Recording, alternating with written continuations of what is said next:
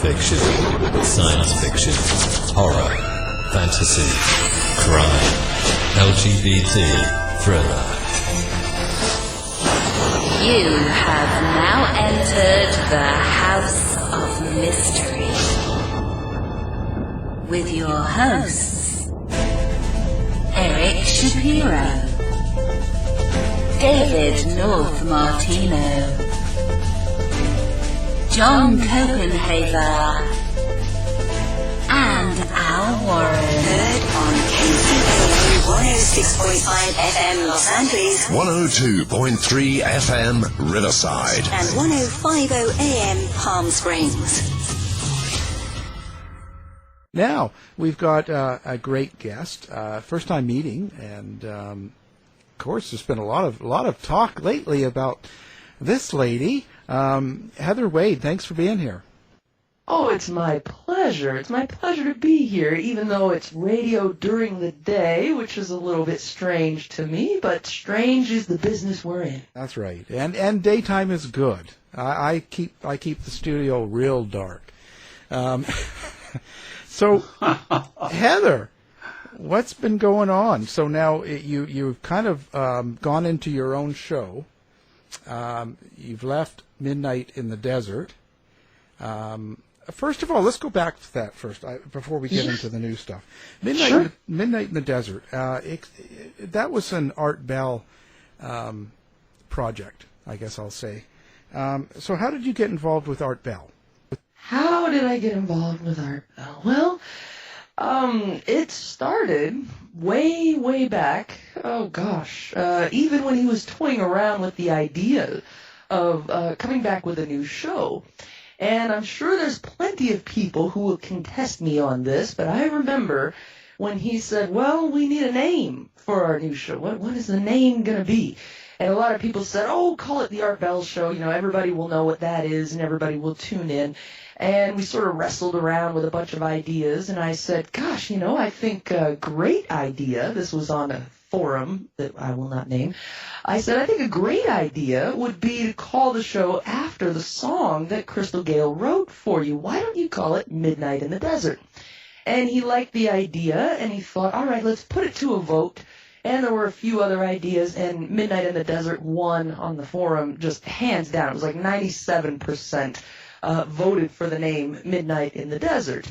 And then my friends on that forum, by the way, they started sort of pressuring me. I did a little podcast with them with 3 other hosts, and they started pressuring me. They were saying, gosh, you should interview Art for his new show. And I said, what are you, out of your mind? He doesn't do interviews, and he's not going to do an interview with a nobody like me. And they said, well, ask him, send him an email. And so I put him off for a good couple of weeks, and finally, did you send him an email? I did. Look, okay, fine, guys. I'll send him an email, and he'll say no or not respond, and we can all go back to our lives, all right? Leave me alone. Leave the guy alone anyway. He's a private type of guy. So finally, I go, all right, fine. I sent him a proper interview request, a 30 to 60-minute interview request, and we go on the air on, I think it was a Thursday night, and we do our little show, and Art just so happened to be tuning in and listening to our little show because we were talking about him. And he heard me on there, and right when that show went off the air, and I mean the minute that we went off the air, I think it was 6 o'clock at night Pacific, the guys are asking me, okay, so you sent him the email, did you get an answer yet? And I said, no, I haven't got an answer yet. Let me check. Because we would chit-chat, after the show was over. And I use the word show very loosely here. So I check my messages, and lo and behold, there's a response from Art. Oh my God, guys, he responded.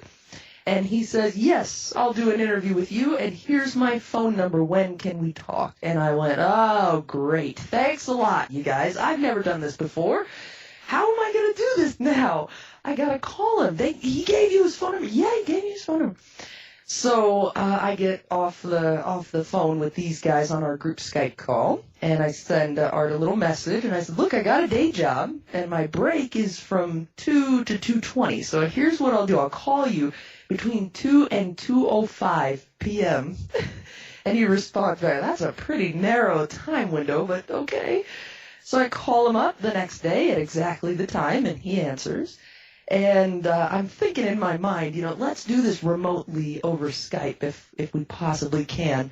I don't know that I could be cool if I'm in the same room.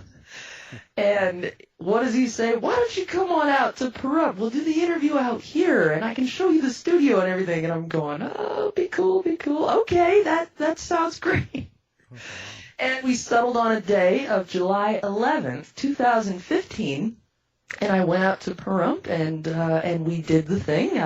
We went out to his guest house, and I had a little digital recorder and some lavaliers and some little notes to do an interview with him. And we sat down and did a 54-minute interview in one take, which was the first interview I'd ever done. And I, had not had the obvious thought that when I ask a man a question, he's going to answer it. So it took me a few minutes in the interview to kind of get the flow of how this works. And then I kind of got used to the idea. We did this interview, and I remember afterwards, one of my friends had come with me to Pahrump because I did not want to get lost out there. And he was sitting there quietly in the room while we were doing this interview. And when it was over, I looked at him and I said, well, was that okay? Do you think that was all right? And his face is just beet red, and his eyes are watering, and he's holding his hands over his mouth trying to stay quiet, and he can't even talk. He's like, yeah. And I can hear Art. He goes into his studio, and I gave him the chip that the interview was on, the SD chip, and he was taking it into his studio. He's going to put it on his laptop. And I can hear him while I'm asking my friend, do you think that was all right? And I can hear Art from the other room, oh no. And I'm like, uh-oh, what just that? He said, I think we got to do this again. I don't know what I think I deleted it. What? Well, yeah, you better come in here. I don't know. And he's sitting in his chair. I walk in. He's sitting in his chair, and he's looking at one of his laptops, one of the Skype computers. And I can see it on the screen. The file's downloading. You can see the progress bar. The file's downloading. And but he's still, saying, I think I deleted it. I don't know. I can't find it on here. I made a mistake. We're going to have to do it again. And I said, you're trying to give me a heart attack. Aren't you? I can see the screen right there. And he laughed and laughed.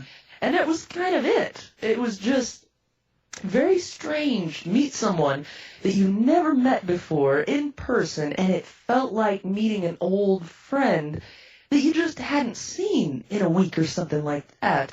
And we went back on over to his house from the guest house and sat and talked about a few things. I had ideas for the program, and he was like, do whatever you want, I guess. And so anyway, I go home and sent him an email. And I said, hey, just wanted to let you know we made it home safe. Hope we weren't, too much trouble. And thank you very much for the interview. We're going to release it on July 18th in a week. And he's like, great. Well, he calls, and I was not expecting him to call. I'm thinking we've done this interview, and wow, isn't that the highlight of my life? And it's over. Nope, he calls, and I should have known at the time. I really should have known, but I thought it was a joke. He calls up and he says, yeah, so you made it home safe. I'm like, yeah, I made it home safe. My ears are a little weird from the plane flight there, Art, but yeah, we're fine. We made it home. I hope we weren't too much trouble for you. And he goes, well, I got bad news. You got bad news? What do you mean? Well, I'm not going to make the 20th. That was the first day that Midnight in the Desert was going to hit the air. It was July 20th of 15. I'm not going to make it. And I said, what do you mean you're not going to make it? Graham Hancock, he's scheduled. What are you talking about? He goes, well, there's something wrong with Aaron. Aaron's family, somebody's sick. We gotta go to the Philippines. And I said, what? You can't do that. And he said, well, you're going to have to do it then, I guess. You're going to have to do the show. And I said, you can't. I don't know. Do I have to go back out there? Well, I guess I can help out. I don't know. He lets me go on for a good 4 or 5 solid minutes thinking that, he's going to make me do this. And I finally just, Art, you just can't. I can't talk to Graham Hancock. You're going to have to stay. I don't know what we're going to do. Can you do the show from the Philippines? That's what we'll do. And he starts laughing, and he's joking around, and he's like, I was just messing with you. But you'll be there listening on the 20th. Well, yes, I will. Of course I will. And, he just kept calling. I remember he called again shortly after that to tell me he saw a shadow person in his radio room. He was doing some studying up on paranormal news, and he saw a shadow person, and he thought that there was someone in the room to the point where he stood up with a shot, grabbed his gun, and was kind of walking around. He walked out of his radio room, and, Aaron's like, are you okay? What's going on? And he's just looking around. I don't know. And I thought I saw something in there. And, he talked about all of this stuff for years and years on the air, but a shadow person he had never seen before. And so he calls me up and he tells me about it about a half hour later. And he says, well, what do you think I should do? And I said, well, I think you should tell everybody this on the air when you get on. They'd love to hear this. And so it just kind of kept happening. He kept calling. And one day he calls and says, I need some help. I go, well, you need some help? Okay. I have a day job, but we'll see what we can, I don't know that I could do anything. I don't have experience or knowledge or anything to help me. He goes, well, what do you think about producing? And I go, well, I've never, ever done any kind of radio produce. I'd be over the moon to help you. But I have no idea what I'm doing. I don't know anybody. I don't know all the guests or anything. He goes, you got Google. Well, okay.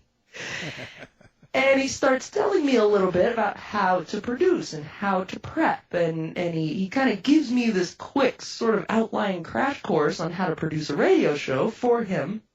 And then he says, I think you'd be able to do it. I'd like to bring you on board to do it. How much do you make it your job? Well, I told him.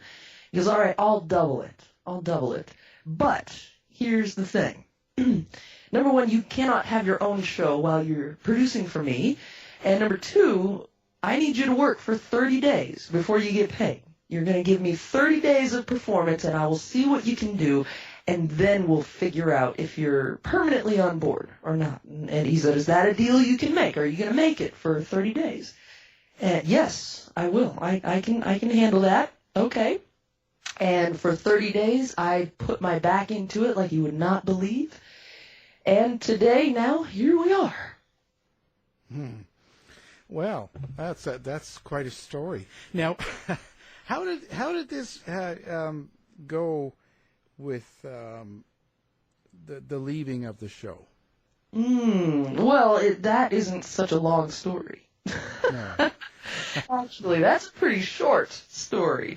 I was, of course, like everyone out there, and everybody misses him. I was grieving pretty hard at first. It hit me very hard. This all was incredibly sudden, incredibly unexpected, and it was very, very difficult at first, like I said, for everyone. And I was wanting to take some time to grieve because, well, there was all kinds of thoughts going through my mind. Do I still believe in the paranormal? How do I get interested in an interview about Bigfoot now? All I can think about is the loss of my friend. And helping the family a little bit as I could. And all of a sudden I look at midnightinthedesert.com one day when I wake up, and this is all the stuff, by the way, Alan, I am not supposed to talk about. Of course. So here we are talking about it. So I look at the website, and it says we are going to have a guest host tonight. And I said, really? We are? Oh, isn't that interesting? Art was adamantly against any kind of a guest host. He was my guest host. And so I call Keith Rowland. And I do not get an answer on a telephone. And so I call my producer, Michelle Freed-Bulgatz, who I hired, by the way, and trained and brought in. She does not answer the phone. And she tells me she's at a doctor's office. And I said, no, you're lying. Answer the phone. Who's the guest host? I would like to know. And neither one of them answer. And so then I wait for a few days, waiting. Well, if they're not going to answer me, perhaps they'll call me back when they can, right? This is how business goes. So I wait for a day. A day turns into the week, finally. And everybody's asking me, what's going on? What are you doing? I don't know. I haven't heard from anybody. I have no idea what's going on. And then I finally decide, you know what, all this online stuff is ridiculous. I'm just going to call Keith. And I call him up, and I'm about to tell you what I have not said on the air since all of this began. I'll tell you the truth, Alan. Okay, drum roll. Yeah. What I was told by Keith Rowland on the phone, and I there's no need for me to exaggerate. There's no need for me to embellish here. I'll tell you exactly what he said. He said, you know, I only put you on the air because Art wanted me to put you on the air. I have never thought that you're the one. I think Art made a mistake choosing you. And I've never liked you, to tell you the truth. And I'm glad to get rid of you. What we need is as a man. Job. And you're about to get your termination papers in a couple hours. And I said, well, why are you doing this? Why are you being like this? You've been difficult from day one. You've done nothing but damage to Midnight in the Desert. And I'm glad. I'm glad to get rid of you. And that was about it, Alan. Wow. I was right. You didn't expect that. Your relationship with him, was it rocky? Did you feel it was the same, like bumpy or difficult? Were you adversarial in any way? Or? Pardon? What was that other question there? Oh, were you adversarial? I mean, the two of you? I mean, did you, well, like Al said, arguing? Yeah. Behind the scenes in radio is not exactly the way it is on the air. It's tough. It's a tough business. But, you know, I've always said I don't want to do the show without Keith. Keith has been a part of the Art Bell world forever and ever. You know, it's always been, hey, I think Keith is going to get that photo of the UFO for us up on the website, you know. And he is a part of it. And I thought of Keith as a big brother. You know, sometimes he would get on my last nerve, but I, you know, would not want to do the show without him, honest. And, you know, we all have our good days and our bad days, and sometimes we don't want to be bothered, and sometimes we're tired, and all of these things. So I always try to just kind of put up with it. Keith has his own reputation. I don't need to expand on that. But, yeah. Sometimes it can be hard, but I would put up with. Oh, go ahead. No, it's. I'm sorry. I would put up with it in order to get on the air. Sometimes people are short with each other, in order to get a show on the air that night. You see. Well, I get the impression you're saying that basically it was a palace coup while you were away from the palace. Is that kind of how it went down? Where they just took the opportunity to remove you while you were gone. Yes, and took the opportunity because, and this is a hard thing to say because it's very difficult, even now, for me to talk about Art in the past tense. But because Art isn't here, and Art isn't going to call anybody and tell them, what in the world are you doing? Well, they're getting away with what they can get away with. Well, who's actually in charge? I mean, Art Bell was a sick man. I mean, right. who was actually in charge of the place if he had to pass it on to someone else? I mean, that's what I'm curious to see, the chain of command. Okay, well, Keith was in charge of the website. Excuse me. Keith was in charge of the website, distribution of the program, and running the ads. And I am in charge of providing the content and the content itself. And that's my job. And so I was telling them, look, just put on more art replays until I can come back. I need another week, and I'll come back. We'll do open lines with everybody. We'll bring guests on to talk about, you know, art's impact on their life. We'll have listeners call in. They want to talk about how art affected them and impacted their life, and this is what we're going to do. And so I am giving them a plan for the content in the future. And the reason that I has been kicked to the curb, at least on paper, is that I was not providing any content. But that's the distribution of duties that he does the ads, he does the website, and he distributes the show, meaning, streaming it out to the servers where the listeners all pick it up. So right. Did he act on his own, or did he act in collusion with others, do you feel? I feel he may have acted in collusion with others, but I can't prove it. So all I can really say is that Keith has done this on his own. And the name of your new show, it's changed, right? It's The Kingdom of Nye. Do I have that right? Yes, you do. I went ahead when he had our website shut down, artbelllegacy.com, had that shut down. And by the way, that was given to me. That was not something I went and registered myself.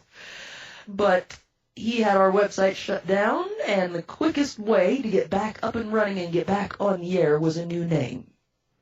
It seems to have worked, huh? And it did. It worked, and we are back on the air, at the very, very least. Well, that's cool, because I like listening to your show.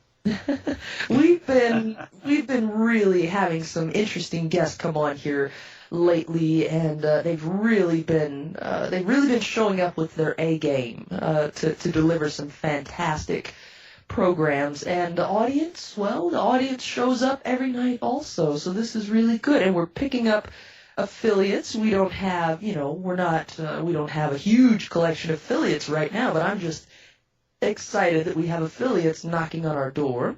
And it looks like, if you look at, they tell me every night on TalkStream Live that we're pretty high up there in the rankings and the numbers. So it's strange to not be doing this with Keith and Art. It's scary almost, but it's also very exciting.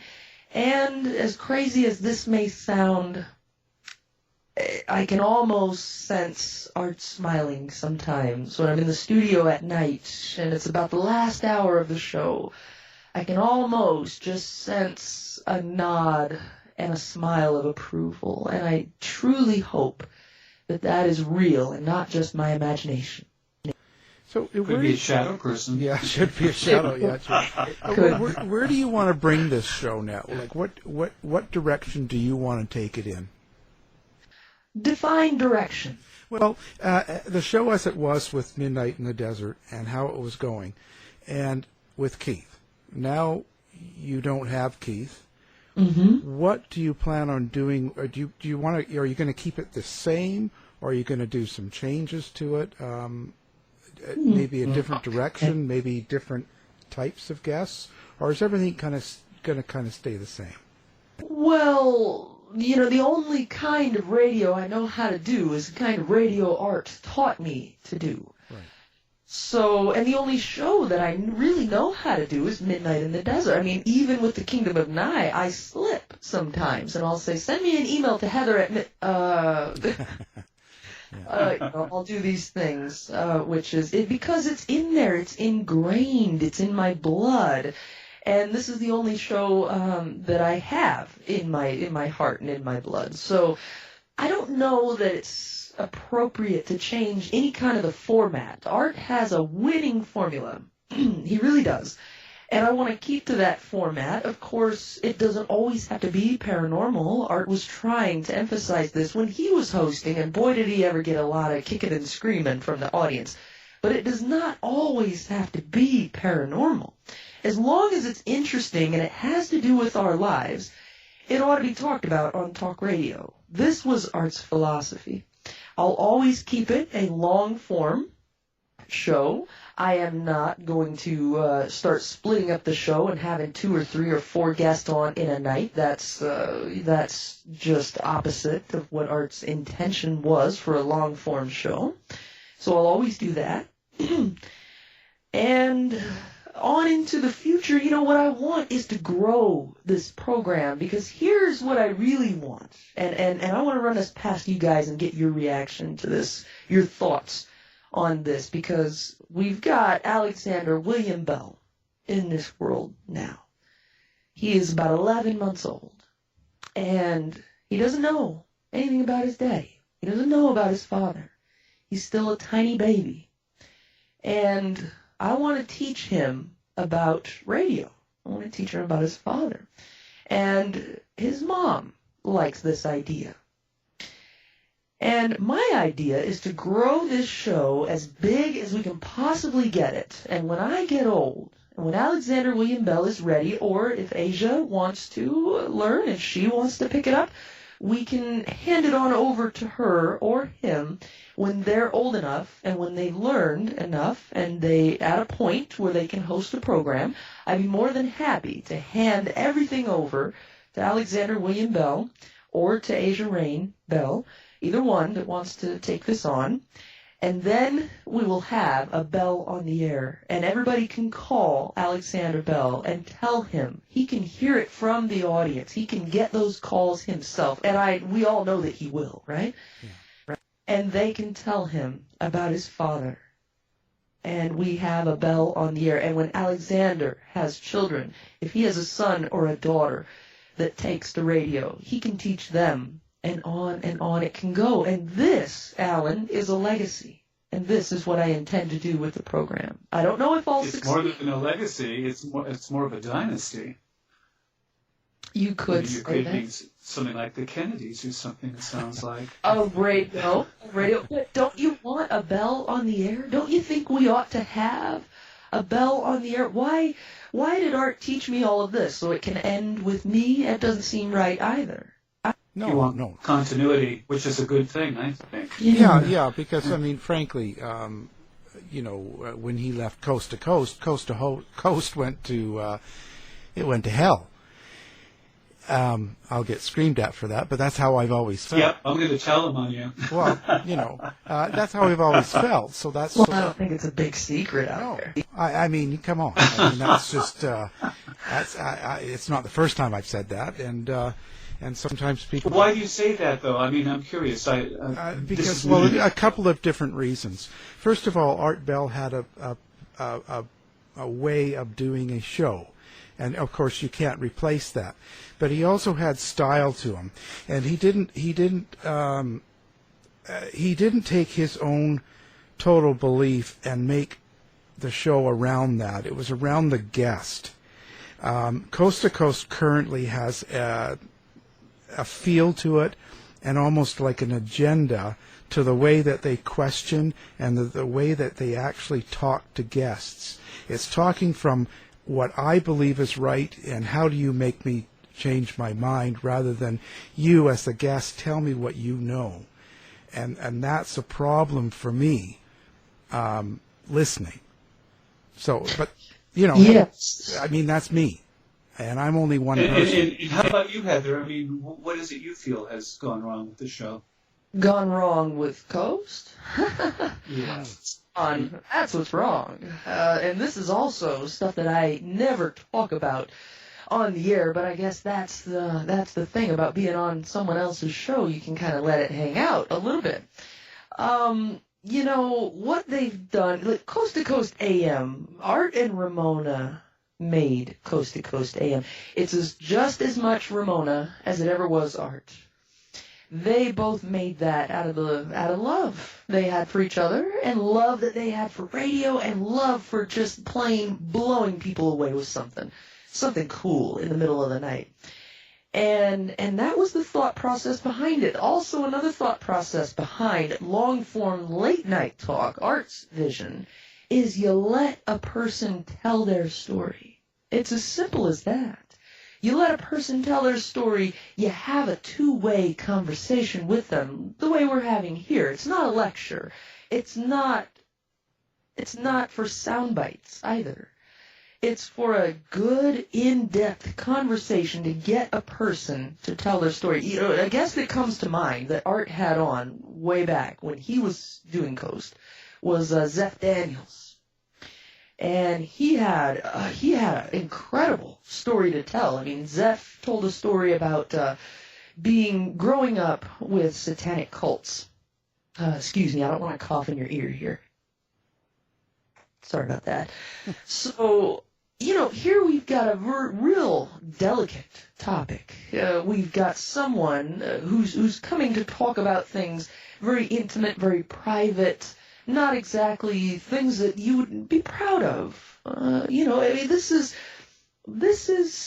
delicate stuff, and also again very intimate. And Zeph Daniels comes on. Art was on 5 hours a night at the time. He comes on, he's telling his story. Never once did Art talk about is Satanism right or wrong. Never once. He didn't have an opinion. He simply let Zeph tell his story, and the questions that he asked were only to draw more out of the young man's story. And treated him with respect, did not talk down to him, did not treat him like a victim. And here he's telling his story of being a victim of these god-awful satanic cults and all of this stuff. And Zeph, if you're listening, hello, I've always admired you and your strength. But here I think is a very good example. And what we have now, see, Zeph came on simply to tell us a story. And everybody heard it and everybody listened. I heard it live, I remember. Now what we've got is, paranormal date.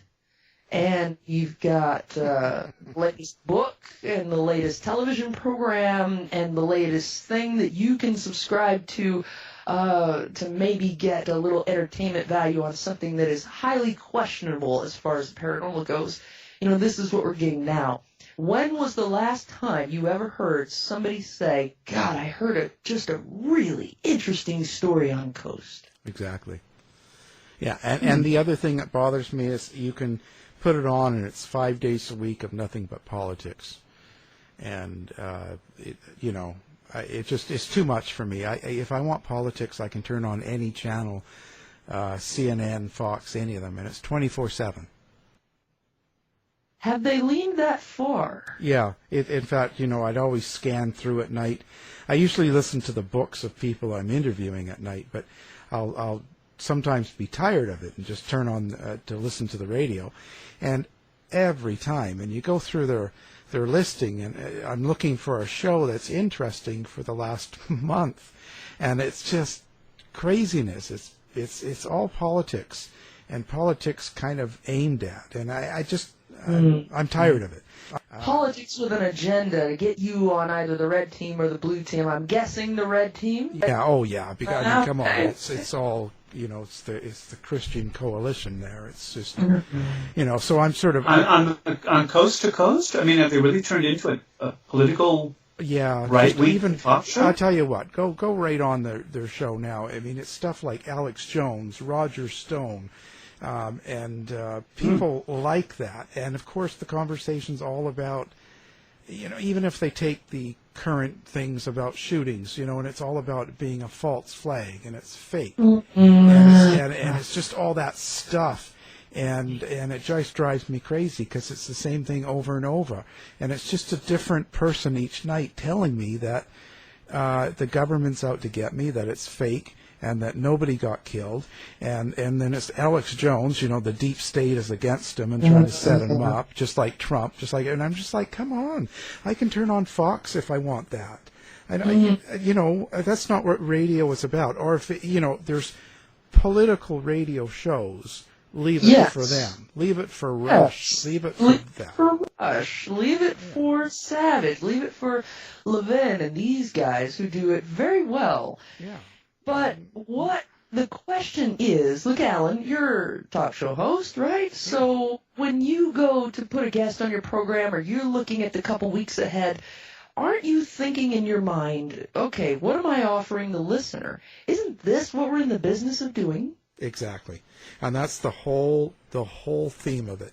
I look to make sure I've got enough of everything, and I'm covering things, that I'm bringing in people that are interesting, and we're the latest thing, but it's not about politics. It's very seldom do we get into that, and it's only if some sort of political person has something to do with the case. Right? I mean, why else would I bring it up? I mean, it's just, Now, I don't mind at all bringing up an issue. That's okay. Like, I plan on doing a couple of shows that are not about the paranormal. I want to do a program on gun control. But it's not going to be what, people probably think when they hear, oh, God, you're going to do a show on gun control. Just turn it off now. No. What I want is I want to offer the question. Okay, we got this issue. What do you think? and I want them to call me. This is not going to be a guest telling you what to think. No, I would never do that. I want to do an open lines and ask people, what are your thoughts? What do you think? And I want someone with one view to call in, and I want the next person to have a different view, and the next person to have a different view. And if I'm lucky, I'll get a couple of callers on the air and let them go at it together. I'll let them debate it out. An issue, I think, is all right, issues that affect our lives. But when you're taking one side or the other, now you're not doing a talk show, Alan. You're having a rally. Exactly. And that's kind of how it's gone. That's the other thing I dislike. You know, and the feature about Art Bell that I like was I like people that do something original. Like I like Howard Stern. I like people like Art Bell because what they did was something nobody else was doing. That's right. You know, whether you like... Well, yeah, I'm not sure I would lump Art Bell in with Howard Stern. Oh, yeah, no, totally. One, I think, was probing the edges of our universe, so to speak, in every sense. But I have admiration for Art Bell. I don't have much for Howard Stern. Oh, no, but my point is what they both did for radio was something, they created something that was not being done. Yes. And that, you know, whether you like the subject, that's one thing, but they actually began something that everybody else is copying. Yes, and think about it. This is something that I love to remind folks of because it's such a devastating number. Art had between 18 and 20 million listeners, a night, on Amazing. About the same or around the same number of affiliate stations. And I don't know that there are television shows on the air right now. I mean, I think, Dr. Phil gets about 10, 11, maybe 12 million. I mean, he's on television, number one daytime talk on television is Dr. Phil. And he can't get 18 to 20 million a day like Art did. Tuning in to listen to his program didn't matter what he had on. Didn't matter if it was open lines or what he was doing. Didn't matter if I remember one time, woke up late and gets on the air and tells everybody at 10 p.m. Pacific, well, I just woke up, everybody, but I'm here. I'm on the air. It's open line. And it turned out to be a fantastic program. You know, a person that can do that is really good at what they do, and I'm going to listen. If that man wants to teach me, I am going to listen. Yeah, and that's sort of what I mean. They created, these people like Art Bell create something that can't be duplicated. It gets copied, but what they do is create something. They create a whole new concept to what they do. Yeah, and that's what it is. So it's the type where you get someone that will just view or listen because of who's on the show, not because of the guest, but it's because it's Art Bell, and that's what they create, and that's right now it's copied a lot, but there's no, you know, so he's more of a creator, someone that does something different, and I get nothing new out of Coast to Coast. So that's how's your relationship then? This is the other big one with Dave Schrader and that situation now that he's taken over. The Midnight in the Desert. This is a touchy one, I know. And for us sounds here, touchy. Well, we like touch. But for us here... it was all about touchy. Yeah. What do we do here if not to touch those nerves, right? Yeah. But no, we are all about getting along here. But and the thing is, it's an awkward situation because when you like both yourself and Dave, and you're sort of in the middle, kind of going, well, I don't like to see this tension going on in the community. So what's your thought on that? Well, Art didn't know Dave, and I don't know Dave, and that's about it. I just don't know him. Yeah. And you know, if you really want to know, I mean, it seems like to me he's got no business sitting there, but that's just my opinion. That's the last 3 years of my life. Right. And he's going to step in. Okay, all right, fine, okay. On that. There's a way you around. say he shouldn't be there. I mean, You say he shouldn't be there, that he has no business being in that chair. I mean, are you saying it's because he doesn't perform the duties, or because the chair was rightfully yours? Because Art had intended for Midnight in the Desert to be hosted by me. Right. That's what I thought, yeah. That's what I thought. Okay, And I was just trying to clarify. making an effort here, guys. I'm really making an effort to not, to keep to facts and keep things straightforward and simple for you and not, I know all of this is going to hit the gossip mill. I know it is. And that's fine. But I'm really making an effort here to not insult anybody. I don't want to insult Keith Rowland. I do not want to insult Dave Schrader as he's a colleague. He's another host out there. He's another talk show host, and I respect him as a host. But Midnight in the Desert is mine. Very well said. Yeah. And it's not meant to slam. It's just, I think people have got to realize that that's what it is. You're not on it anymore. They've got someone else doing it, and it's not so much that who it is that's doing it. It's just that they have someone else doing it. Right, yes, right. And I remember being asked, well, if you're not going to be on and you aren't going to provide content for us, then, you provide a guest host. And I remember, and I'm not trying to get anybody to feel sorry for me, but through my tears saying, well, my guest host has passed away. Who do you want me to get? I just need a few days and I'll be back on. And, well, that isn't what happened. So what do, right? Yeah. You figure it out. You find out what you're made of, and you get up and you find a way. That's what you do. You don't lament. You don't complain. You don't, oh, poor me. No. It's not poor me. It's what are you going to do? And so I found a way to get back on the air. Well, so you moved on. Yeah. Now, it is good to have you back on the air, by the way. Well, thank you. I appreciate that. Quick work, man. Whew, this has been really a job to get back on. And I bet.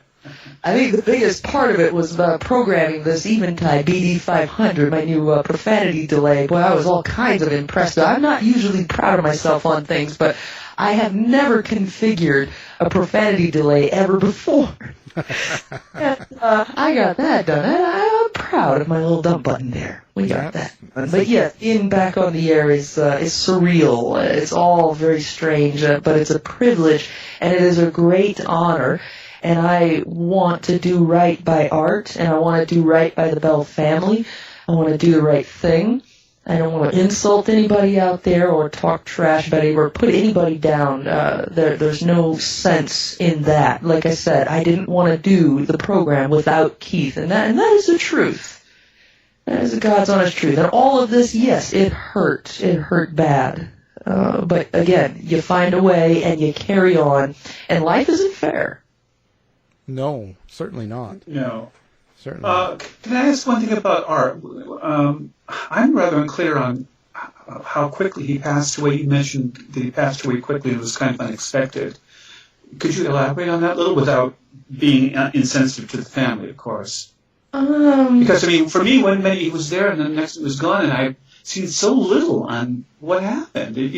Like someone dies in a hotel room, like Anthony Bourdain, and they say he was found dead. It's like, how? What? What happened? This was a big person in my life, Yes. Oh, yes. Well, let me make sure I do this right. Well, to tell you the truth, we're waiting on more information. Apparently labs are backed up, and even we are waiting for information. I really would love to tell you a definitive cause, but at this time I don't know. I need to look at examination reports in order to fully know. And this is something that is heart-wrenching to me to not know. It was the same for me. I did a program with Jason Offutt. Art would always post my guests to his Facebook to advertise for the program. And it was a Friday. I woke up on a Friday, and I had this question for open lines, and I would call him and say, hey, this is what I thought of for open lines. What do you think? And he'd say, yes, people will call or people won't call or whatever. And I was planning on calling him when I woke up to ask him my open lines question if it was any good. And I did not make that call. Instead, I woke up, my phone was completely dead. It was plugged into the wall, but the phone was black, completely dead. I didn't know that anything was wrong. I just had this sense that turn the phone on. You need to turn the phone on. Something's up. Somebody's trying to call you. It's important. Turn the phone on.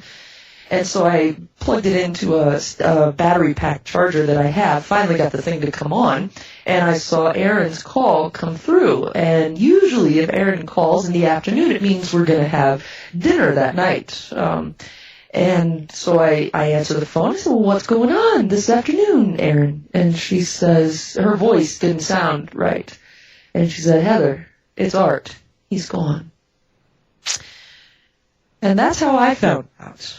And I still feel inside like I just found out. And so we need more information from the examining physicians to know anything more. And I wish I could give you more than that. Even we are waiting for that.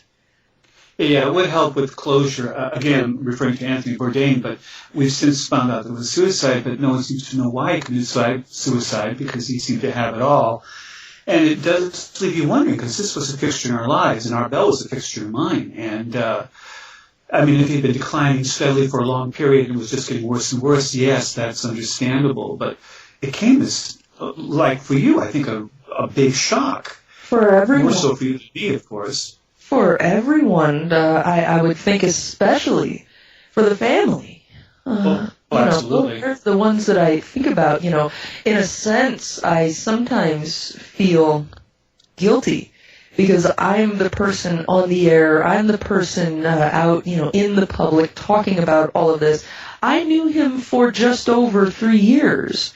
Aaron was married to him for 12. Mother of his children. There are friends of his that have known him for far longer than I have. Keith Rowland has known Art for 20 years? 20 years plus? There are people at Coast that have known him far longer than I have. And what right do I have to miss him so much? I don't want every right. Every right. If you cared for a person, you have every right. Well, I want to put that out there, but I would think if it's sudden and a shock, and when I heard, it was like you just sucked all the air out of life and the whole world just sort of went distant, and the camera kind of pans very far away and the world is starting to get very distant from you, and the volume starts to turn down on the world, and you're just floating, and you don't understand, and your mind can't accept it, and it just doesn't compute, and it hurts like you would not believe. And so if that's what I'm experiencing, I cannot imagine. I just cannot imagine. And it's not just, Art had family, all over the country. He had family, in the Philippines. He's got family all over the place, and they're all missing him just as much. And it's incredibly sudden. It's just like when, somebody just pulls that rug right out from underneath you, or, yanks the tablecloth and everything falls off the table. 1 minute it was the dream, and the next minute it's the nightmare. Yeah. With me, everything always falls off the table. I don't know how those people keep that stuff. I really don't.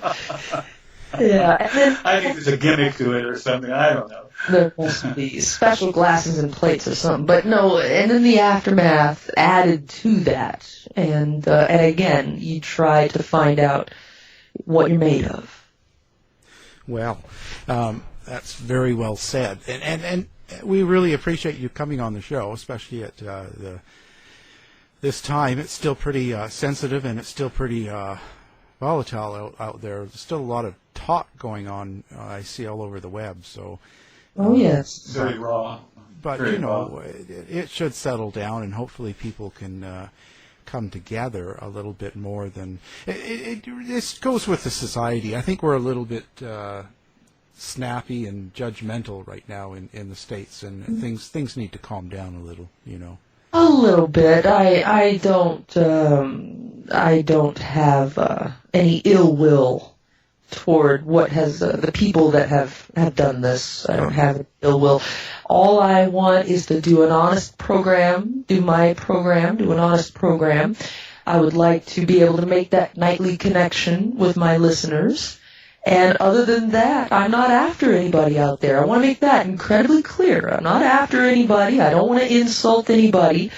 I wish everyone out there all the success. And that's not a platitude. That's not me trying to make myself look good. No, we're all in the business of getting truth out there. And Coast if they succeed, fantastic. If Dave and Keith succeed, fantastic. That is great. I want radio to succeed. I want the nighttime airwaves to be hot with truth. And I just want to have my own part in that is all. That's all I want. That's right. The water is warm. Come on in. That's right. Let's go for a ride. Hot water, baby. Yeah.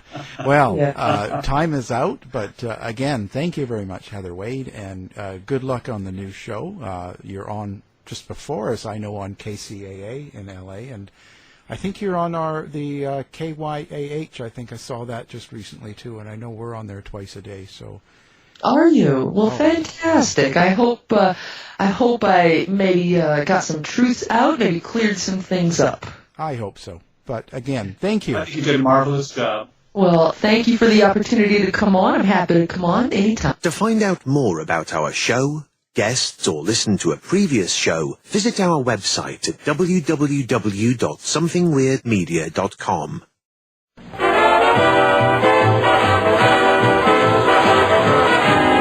The mission has been completed.